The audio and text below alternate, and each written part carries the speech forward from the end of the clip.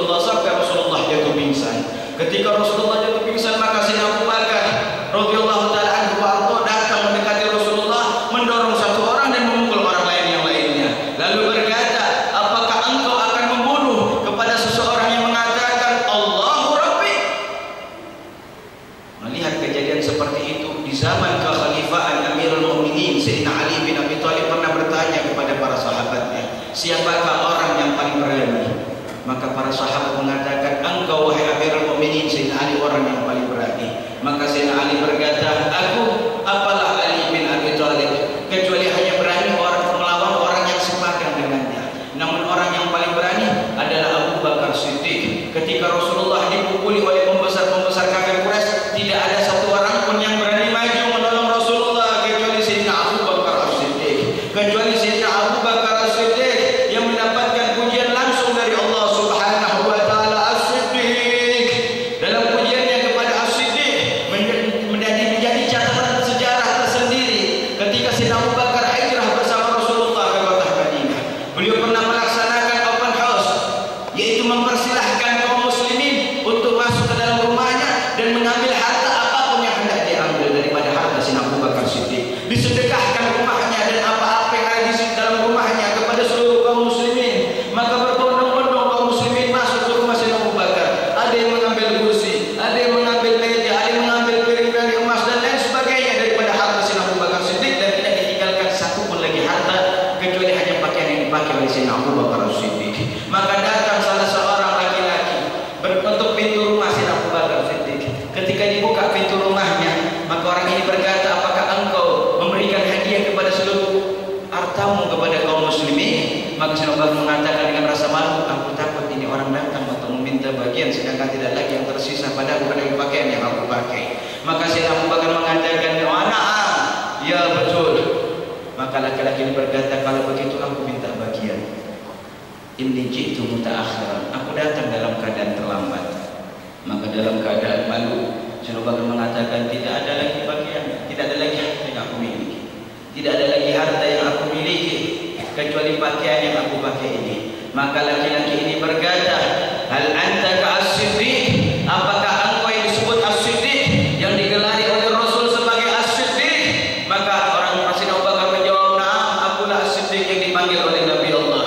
Maka orang ini langsung mengatakan, tidakkah engkau malu diberi gelar dengan as-siddiq oleh Rasul? Apakah tidakkah engkau malu gelar itu pun diberikan oleh Allah Subhanahu wa taala? Aku datang kepadamu dan aku pulang dalam keadaan tangan kosong. Maka Sayyidina Abu Bakar mengatakan, aku tidak punya harta lagi kecuali pakaian yang aku pakai. Maka orang ini berkata, hati, kalau begitu berikan pakaianmu.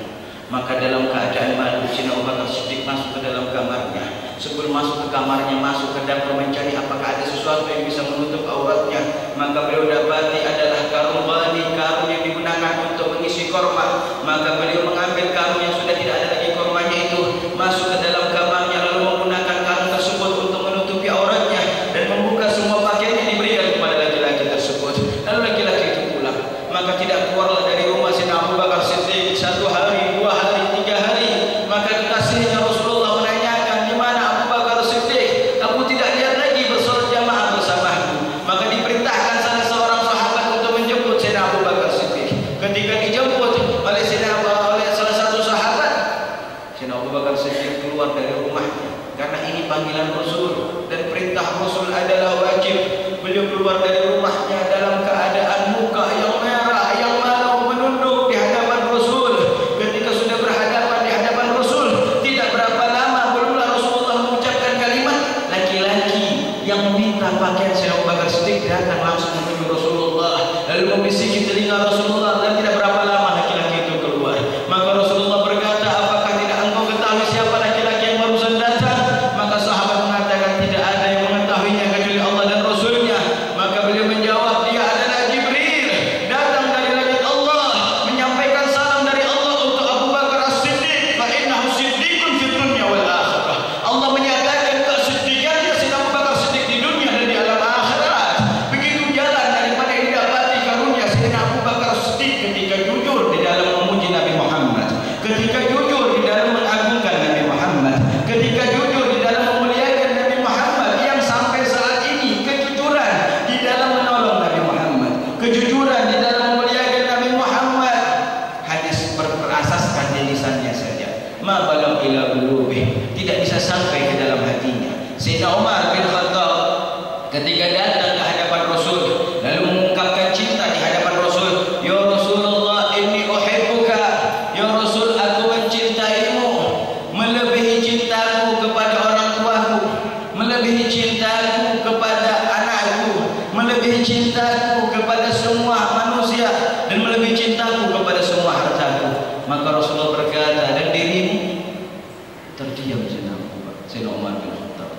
cintanya dan dirimu. Engkau menyatakan cintamu kepadaku melebihi seluruh umat manusia. Dirimu apakah masuk di dalam seluruh umat manusia tersebut? Ini manusia yang tidak sembarangan ngomong. Maka Sayyidina Umar bin Khattab pulang dalam keadaan merenung dengan rintihan ucapan cintanya yang diungkapkan di hadapan Nabi, dididik oleh Nabi agar tidak berada di lisan saja, agar berada sampai ke hatinya. Maka setelah 7 hari merenungi, lalu sampai kepada puncak mahabbah, maka Sayyidina Abu Bakar Siddiq, Sayyidina Umar bin Khattab mendatangi kembali Rasulullah lalu berkata, ya Rasulullah, inni uhibbuka min waladi wa waladai wa walidi wa nasi ajma'in wa min nafsi. Ya Rasulullah, sekarang aku mencintaimu melebihi cintaku kepada orang tuaku, melebihi cintaku kepada anakku, melebihi cintaku kepada semua umat manusia, dan melebihi cintaku daripada cinta terhadap diriku. Maka Rasulullah berkata, al-an, sekarang baru cinta wahai Umar. Lalu Rasulullah bersabda di hadapan para sahabat setelah menyatakan cinta Sayyidina Umar bin Khattab, Rasulullah mengatakan, la yu'minu ahadukum hatta akuna ahabba ilaih min nafsi walid wanasi ajmain.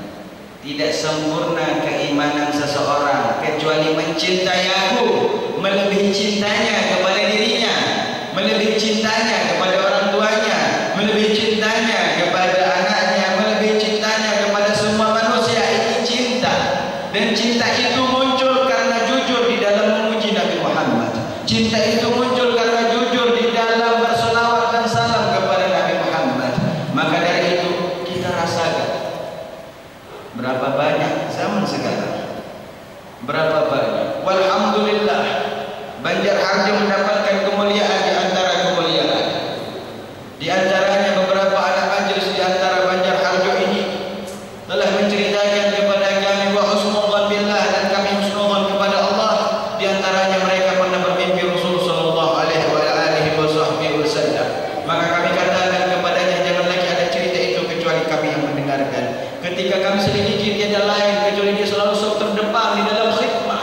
Ketika kami teliti bagaimana ini orang bisa bermimpi Rasulullah kecuali dia sok terdepan di dalam khidmah, di dalam membantu perjuangan majelis Rasulullah sallallahu alaihi wasallam, di dalam membantu perjuangan majelis Nabi Muhammad sallallahu alaihi wasallam.